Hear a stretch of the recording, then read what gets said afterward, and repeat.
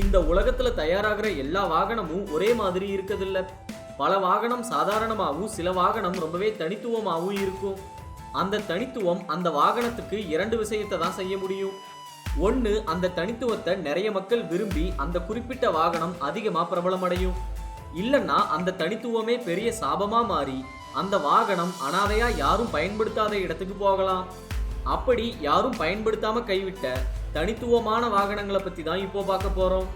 இந்த வீடியோ ரொம்பவே சுவாரஸ்யமா இருக்கும். அதனால இந்த வீடியோவை ஸ்கிப் பண்ணாம கடைசி வரைக்கும் பாருங்க. வீடியோ பிடிச்சிருந்தா மறக்காம லைக்கும் ஷேரும் பண்ணிருங்க. ஹெச்எல் ஹன்லி அப்படிங்கிற இந்த பழைய நீர்மூழ்கி கப்பலை பத்தி சொல்ல நிறைய விஷயம் இருக்கு. அதுல முக்கியமானது அப்படின்னு இரண்டு விஷயங்களை சொல்லலாம். முதல்ல, இதுதான் அமெரிக்க உள்நாட்டு போர்ல தயாரான இன்னும் அழியாத நீர்மூழ்கி கப்பல்.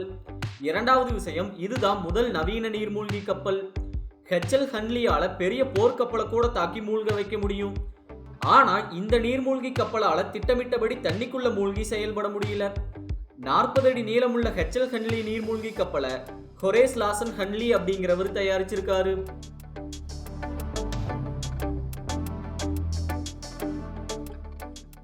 இத ஜூலை 1863 அறிமுகம் செஞ்சாங்க. இத சோதனை செய்யும் போதே 2 முறை தண்ணிக்குள்ள மூழ்கி செயல்படாம போயிருக்கு. அந்த 2 முறையும் தண்ணியை விட்டு வெளியே எடுத்து சரி செஞ்சாங்க.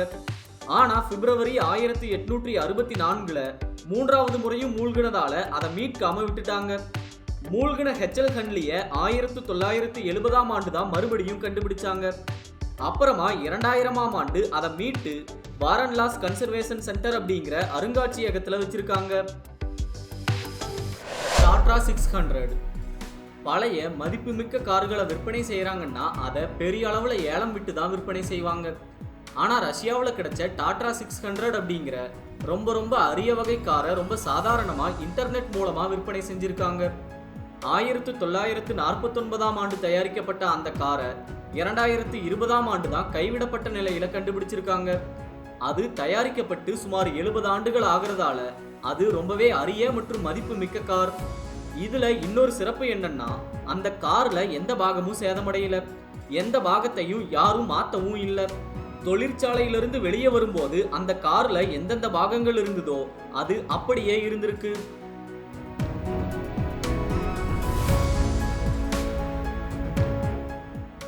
அதுக்கு காரணம் அந்த காரோட உரிமையாளர் அந்த காரை அதிகமா பயன்படுத்தாம சும்மாவே நிறுத்தி வச்சதுதான். 2020 டாடா 600 விற்கப்பட்ட விலை இந்திய மதிப்புல ஏறக்குறைய 26 லட்சம் ரூபாய். மாஸ் 7904 சோவியத்தோட பழைய ராணுவ வாகனங்களை தயாரிச்ச ஒரு முக்கியமான நிறுவனம் தான் மின்ஸ்க் ஆட்டோமொபைல் பிளான்ட். அங்க தயாரிக்கப்பட்ட நிறைய வாகனங்கள் 60-70 ஆண்டுகளை கடந்து இப்பவும் நல்லபடியா ஓடிக்கிட்டு இருக்கு.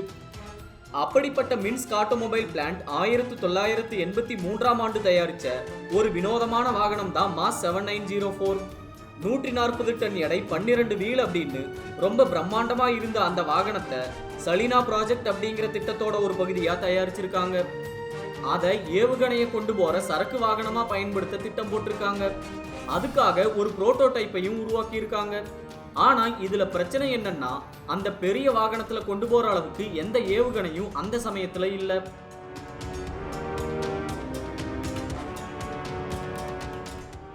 அதனால சோவியத் ஐசிபிஎம் RT-23 ஸ்டிலட்டோ அப்படின்னு ஒரு புது ஏவுகணையவே உருவாக்கி இருக்காங்க. அந்த ஏவுகணையை வச்சு சோதனை செய்யும் போது மாஸ் 7904ஆல அதோட எடையை தாங்க முடியல. அதுக்கு காரணமா நிறைய விஷயங்கள் இருந்ததால அது எல்லாத்தையும் சரி செய்யறது கிட்டத்தட்ட முடியாதுன்னு சொல்லி மாஸ் 7904 பைக்கனூர் காஸ்மோட்ரோம் ஏவுதளத்துல அனாதையா நிறுத்தி கைவிட்டிருக்காங்க. டைமண்ட் டி டேங்கர் டெக்ஸமோ டேங்கர் அப்படிங்கிறது ஒரு சின்ன வகை சரக்கு வாகனம். இதை எண்ணெயை கொண்டு போக தான் பயன்படுத்தி இருக்காங்க. 20ஆம் நூற்றாண்டோட நடுப்பகுதியில இந்த வாகனம் ரொம்பவே பிரபலமா இருந்துதான். ஆனா இதே டெக்ஸமோ நிறுவனம் தயாரிச்ச பிரபலமடையாத டேங்கர் தான் டைமண்ட் டி டேங்கர். இதை 1930 மற்றும் 1940களில் தயாரிச்சு பயன்படுத்தி இருக்காங்க. அந்த வகையில கடைசி வாகனமா சொல்லப்படுற இந்த வாகனம் நியூசிலாந்துல இருக்கு. இதை ரொம்ப காலம் முன்னாடியே ஆள் நடமாட்டம் இல்லாத இடத்துல அனாதையா நிறுத்தி இருக்காங்க.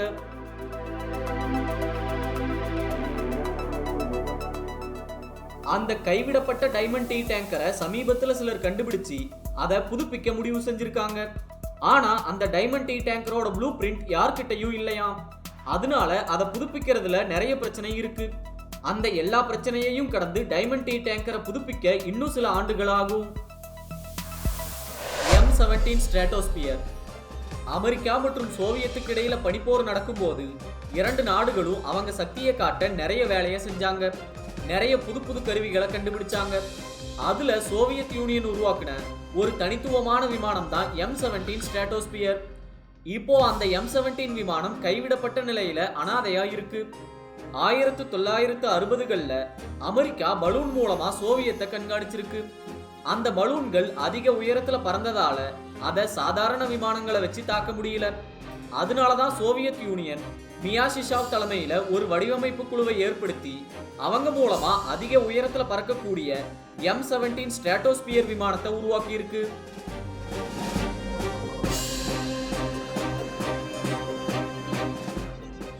M17 1982ஆம் ஆண்டு தான் முதல் முறையா வானத்துல பறந்திருக்கு.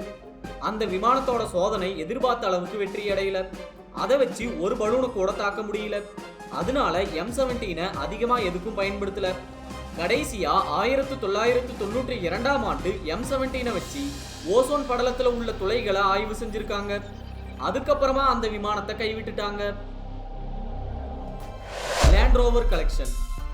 லேண்ட் ரோவர் கார்கள் எல்லாருக்கும் பிடிக்கும்னு சொல்ல முடியாது. ஆனா அதுக்கும் நிறைய ரசிகர்கள் இருக்காங்க. அதுக்கான ஒரு உதாரணம் தான் இது. 2018ஆம் ஆண்டு ஸ்காட்லாந்துல லேண்ட் ரோவர் காரோட ஒரு பெரிய கலெக்ஷன் கிடைச்சிருக்கு. அங்க லேண்ட் ரோவர் நிறுவனத்தோட ரேஞ்ச் ரோவர் டிஸ்கவரி அப்படின்னு நிறைய கார்கள் இருந்தது. அங்க நிறைய கார்கள் இருந்தாலும் எல்லாரோட கவனத்தையும் ஈர்த்தது 1968 சேர்ந்த series 2 Land Rover light weight அப்படிங்கிற கார் தான். அந்த குறிப்பிட்ட கார் தான் அந்த வகையில தயாரிக்கப்பட்ட முதல் காராம். அதை சாலையில ஓட்ட பதிவு செய்யல. அதனால அது புரோட்டோடைப்பா இருக்கவும் வாய்ப்பு இருக்கு.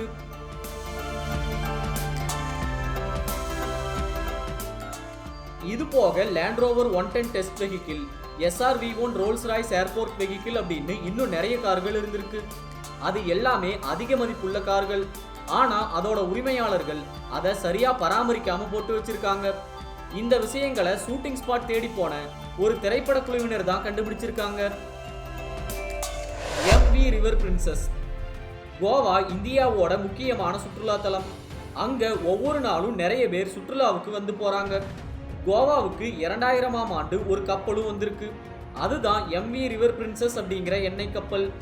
800 அடி நீளமுள்ள அந்த கப்பல் ஜூன் 2000ல் ஏற்பட்ட புயல்ல சிக்கி வழிமாறி போய் கோவாவில் கரை ஒதுங்கி இருக்கு. அந்த கப்பல் தரை தட்டி நின்னதால அதை உடனடியா நகர்த்த முடியல. அதனால அதை உடைச்சி அப்புறப்படுத்த முடிவு செஞ்சிருக்காங்க. இப்போ அதை உடைக்க ஆகிற செலவை யார் செய்யறதுன்னு புது பிரச்சனை கிளம்பி இருக்கு.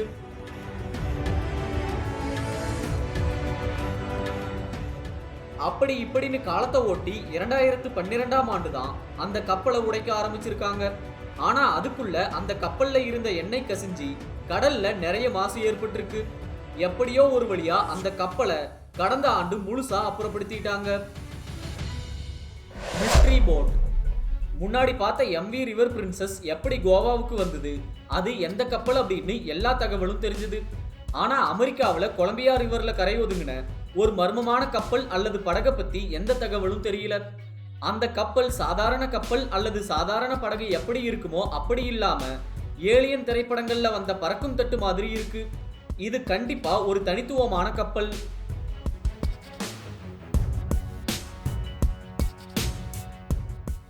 உள்ளூர் மக்கள் சொல்லக்கூடிய கணிப்புகள் படி அந்த மர்ம கப்பலை ரிச்சர்ட் டென்சைன் அப்படிங்கிறவர் தயாரிச்சாராம். அவர் உலகத்தை ஏலியன்கள் ஆக்கிரமிக்கும் போதோ இல்லைன்னா போர் மாதிரி வேற ஏதாவது பிரச்சனை வரும்போதோ தப்பிச்சு போக தான் அந்த மர்மமான படகை 1970களில் உருவாக்குனாராம். இது மட்டும் இல்லாம அந்த மொத்த படகையும் ரிச்சர்ட் ஒருத்தரே தனியாளா செஞ்சாராம். ஆனா அவர் எதிர்பார்த்த மாதிரி எந்த பிரச்சனையும் வராததால அந்த மர்ம படகு அனாதையா கைவிடப்பட்ட நிலைக்கு வந்திருக்கு. சம்டர் வேலி கோல்ட் ட்ரட்ஜ்.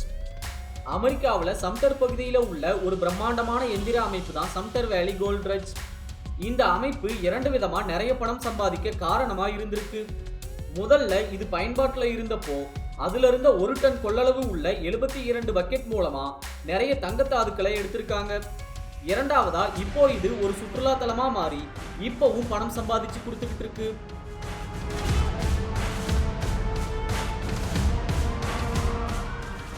சம்டர்ல 1860கள்ல தங்கத்தை கண்டுபிடிச்சு எடுக்க ஆரம்பிச்சாங்க.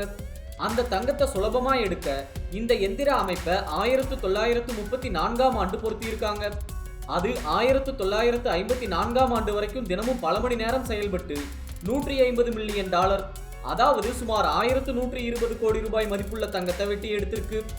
அதுக்கப்புறமா தங்கம் குறைஞ்சதால அதை பயன்படுத்தாம விட்டுட்டாங்க. அதை இப்போ சுற்றுலா தலமா பயன்படுத்துறாங்க. Tanks of flamingo. தேவையில்லாத பழைய மிலிட்டரி டேங்கை ரொம்ப வித்தியாசமான தோற்றத்தில் பார்க்கணும்னா போர்ட்டோரிக்கோவில் உள்ள குலேப்ரா தீவுக்கு போனால் பார்க்கலாம். அங்கே உள்ள ஃப்ளமிங்கோ பீச்சில் நிறைய பழைய பீரங்கிகள் இருக்கு. ஒரு காலத்தில் அதையெல்லாம் அமெரிக்க இராணுவத்தில் பயிற்சிக்காக பயன்படுத்தி இருக்காங்க. ஒரு கட்டத்தில் அந்த பீரங்கிகள் ரொம்ப பழசானதால அதை பயிற்சிக்கு கூட பயன்படுத்த முடியாதுன்னு சொல்லி கடற்கரையிலேயே நிறுத்தி வச்சிருக்காங்க.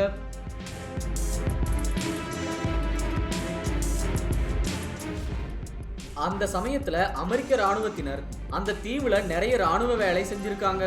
அது உள்ளூர் மக்களுக்கு சுத்தமா பிடிக்கல. அதனால தொடர்ந்து ராணுவத்தை வெளியேறும்படி கேட்டிருக்காங்க. ஒரு வழியா அமெரிக்க ராணுவம் 1975ஆம் ஆண்டு அந்த தீவை விட்டு வெளியே போயிருக்கு. அப்படி போகும்போது அந்த பழைய பீரங்கிகளை மட்டும் அங்கேயே விட்டுட்டு போயிட்டாங்க. அதுல உள்ளூர் மக்கள் அவங்க கற்பனைக்கு தகுந்த மாதிரி பெயிண்ட் அடிச்சு ஓவியம் வரைஞ்சி வினோதமான பீரங்கியா மாத்தி வச்சிருக்காங்க. இந்த தனித்துவமான அல்லது வினோதமான கைவிடப்பட்ட வாகனங்களை பத்தி நீங்க என்ன நினைக்கிறீங்க அப்படின்னு, இதுல உங்களுக்கு பிடிச்ச வாகனம் எது அப்படின்னு கமெண்ட் பண்ணுங்க. இந்த வீடியோ உங்களுக்கு பிடிச்சிருந்தா லைக் பண்ணுங்க, ஷேர் பண்ணுங்க, உங்க கருத்துக்களை கமெண்ட் பண்ணுங்க. மறக்காம சப்ஸ்கிரைப் பண்ணாதவங்க சப்ஸ்கிரைப் பண்ணுங்க. நன்றி, வணக்கம்.